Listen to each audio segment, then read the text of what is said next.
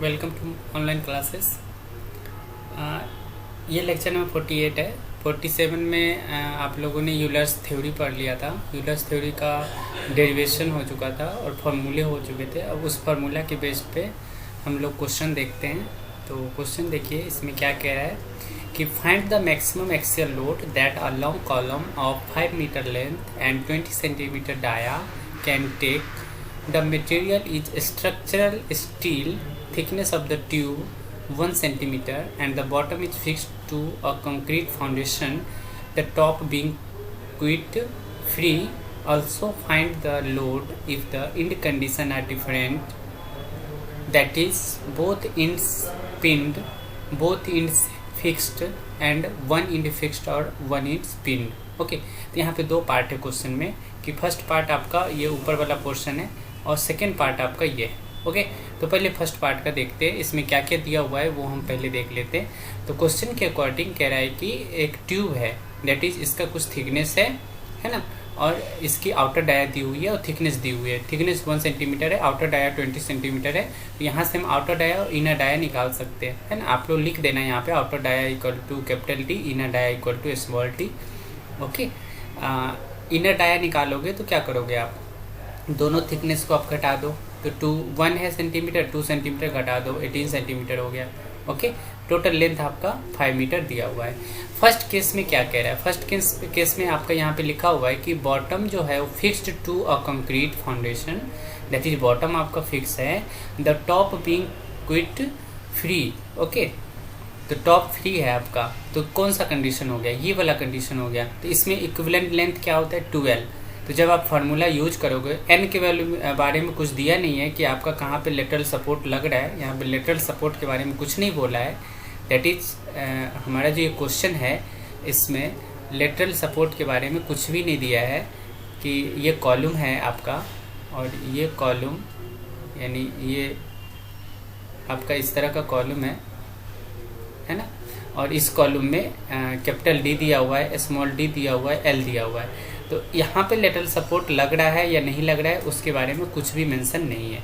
तो मेंशन नहीं है तो हमें क्या लगाना होगा, P equal to n square pi square E I upon L effective का स्क्वायर। तो एन इक्वल टू क्या होगा, 1। ओके, 0 नहीं लेना है, 1 लेना है ना, क्योंकि यहाँ पे कुछ भी नहीं है। तो इसका मतलब 0 प्लस 1। ओके, 1 है तो 1 प्लस 1। ओके, तो इस तरह से हमें यूज करना है। तो यहाँ पे क्या हो जाएगा आपका कि ये वाला फार्मूला लगेगा तो एल इफेक्टिव क्या होगा, 12 हो जाएगा, क्योंकि एक इंड फ्री है, एक इंड फिक्स्ड है ना। लास्ट टाइम हम बता चुके थे लास्ट लेक्चर में। तो एल इफेक्टिव से आपका ये 10 मीटर आया, इसको सेंटीमीटर में चेंज कर लीजिए। उसके बाद देखिए क्वेश्चन, जनरली क्वेश्चन में क्या होता है कि आपको कैपिटल ई का वैल्यू नहीं दिया रहेगा।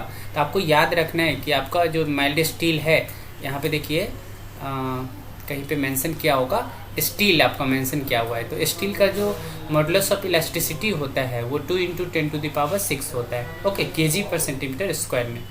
ठीक है, तो आप इसको याद रखेंगे। मोमेंट ऑफ इनर्शिया आपको पता है, ऑलरेडी मैकेनिक्स में पढ़ चुके हो आप लोग कि पाई डी पे power 4 capital D power 4 minus small D power 4 by 64। क्योंकि यहाँ पे हॉलो यहाँ पे मेंशन किया हुआ है ना कि आपका थिकनेस दिया हुआ है कॉलम का और इधर आपका आउटर डाया दिया हुआ है। तो थिकनेस है, इसका मतलब हॉलो होगा, है ना। हॉलो नहीं होगा तो थिकनेस बोलेगा नहीं। अगर हॉलो नहीं है तो थिकनेस नहीं बोलेगा, डायरेक्ट आपका आउटर डाया दे देगा, एक डाया दे देगा, उसी से काम चल जाएगा। बट अगर थिकनेस या इनर डाया दिया हुआ है तो इसका मतलब हॉलो है। तो हॉलो सिलेंडर टाइप का आपका कॉलम है। ओके, तो यहाँ पे आप सॉल्व करोगे तो ये 2700 सेंटीमीटर पावर 4 आएगा।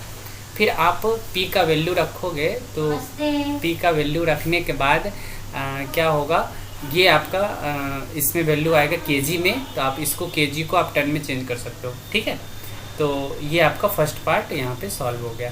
सेकेंड पार्ट में देखिए, सेकेंड पार्ट में आपका बोथ इंड्स पिन्ड होगा, है ना।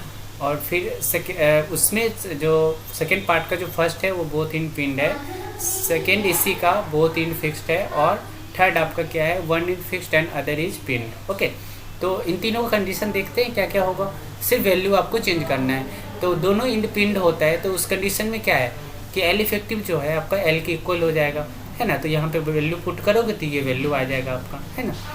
अब देखिए यहाँ पे एक टर्म है पाई square E I by L square, है ना, कैपिटल एल स्क्वायर है जो ओरिजिनल लेंथ है यहाँ पे एल, तो उसका वैल्यू आपको इतना आया हुआ है, तो इसको हम बेस लाइन एज्यूम कर लेते हैं, ये इतना है। अब नेक्स्ट वाले में सॉल्यूशन नहीं करना पड़ेगा, आपको डायरेक्ट मल्टीप्लाई करना होगा कुछ पैरामीटर से। ओके, तो ये value pi square E I by L square यहाँ पे आ चुका है। तो बोथ इन फिक्स्ड में क्या होता है, ये L/2 होता है, तो जब आप L/2 रखोगे तो ये आपका क्या आएगा, पाई square E I by L square into 4, तो 4 से मल्टीप्लाई हो जाएगा इस वाले वैल्यू को, है ना, तो ये आपका आंसर आ जाएगा। इसी तरह से आप 1 इन फिक्स्ड एंड अदर पिंड में क्या होगा, √2 आता है, L/√2 1/√2 का टर्म आता है, तो ये L/√2 का स्क्वायर होगा तो ऊपर जाके 2 से मल्टीप्लाई हो जाएगा। ठीक है, तो ये आपका आंसर आ गया। ये क्वेश्चन था। अब इसी के बेस पे आप बहुत सारे क्वेश्चन दूसरे बुक से आप सॉल्व कर सकते हो, किसी भी बुक से आप सॉल्व कर सकते हो, ऑनलाइन सॉल्व कर सकते हो, यूट्यूब पे सर्च कर सकते हो और नेट पे सर्च कर सकते हो, डायरेक्ट क्वेश्चन का लिस्ट आ जाएंगे कॉलम चैप्टर का। ओके, अब देखिए ये इफेक्टिव लेंथ का जो पार्ट था एल इफेक्टिव, वो क्या था कि वही एल इफेक्टिव यहाँ पे इसके बारे में डिस्क्राइब किया हुआ है और एल इफेक्टिव होता क्या है उसके बारे में है।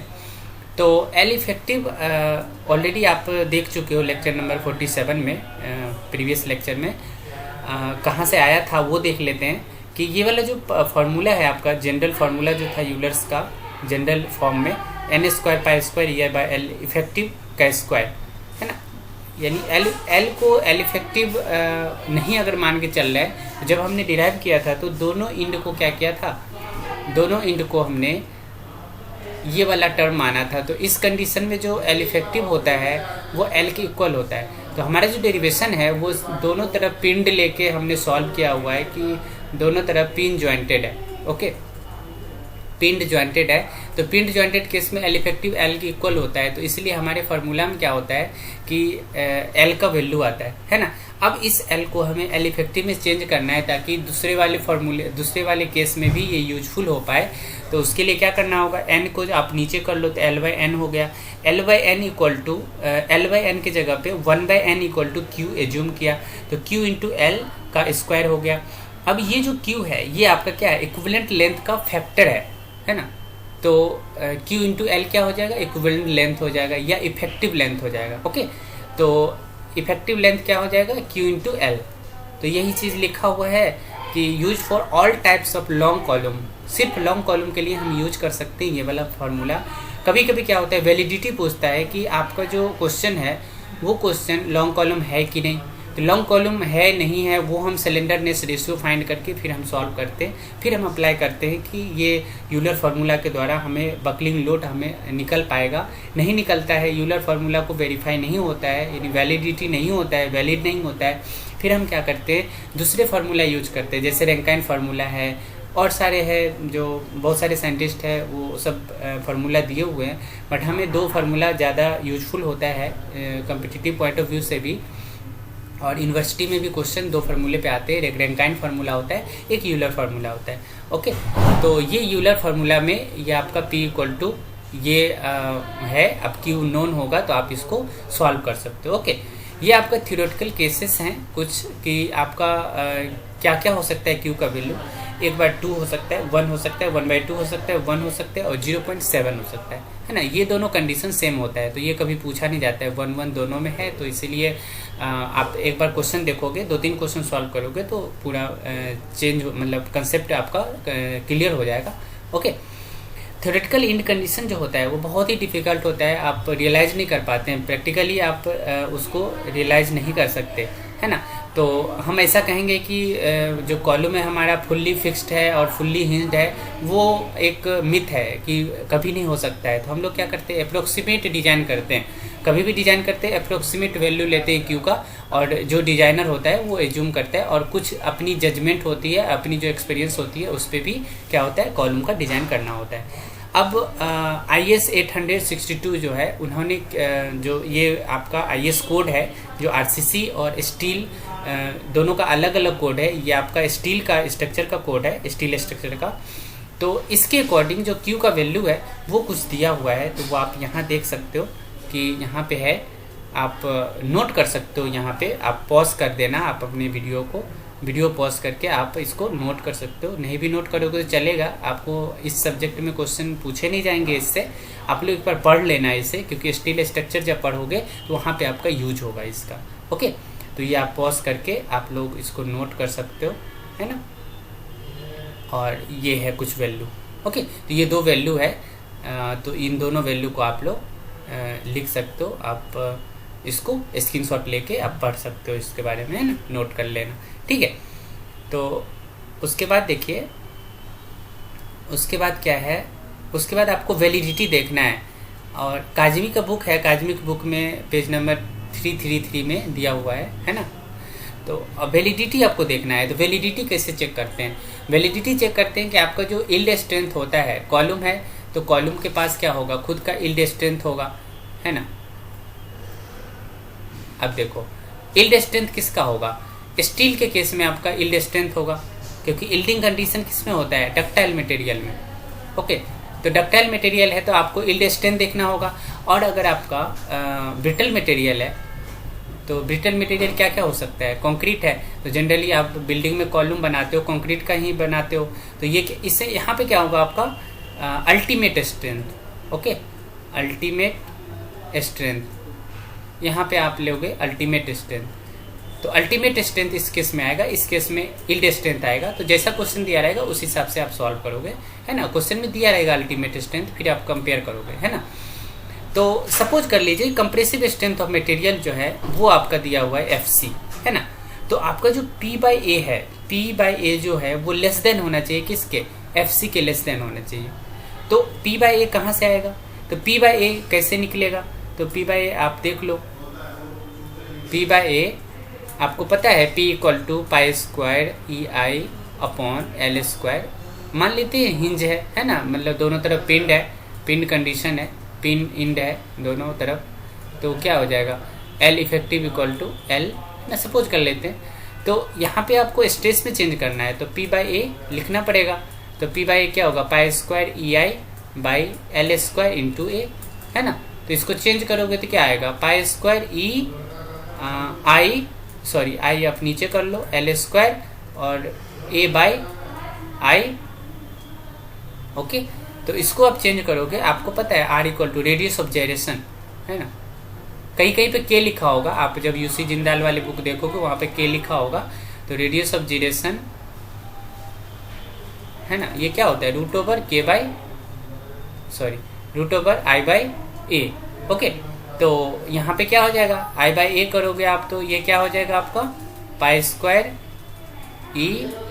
EL/R, है ना, होल स्क्वायर लिखोगे, क्योंकि A/I है, नीचे आ जाएगा I/A तो स्क्वायर हो जाएगा R²। तो ये वाला टर्म आ जाएगा आपका ये, है ना। और आपको पता है कि अभी आगे हम पढ़ाएंगे, पता नहीं होगा या नहीं होगा, आई डोंट नो। तो L/R जो होता है वो क्या होता है, L इफेक्टिव, है ना। यहाँ पे L इफेक्टिव तो सेम है, तो ये आपका होता है slenderness ratio. Okay, slenderness ratio, है ना। अब देखते हैं किस लेक्चर में, इसमें तो शायद इस नहीं है, नेक्स्ट लेक्चर में होगा।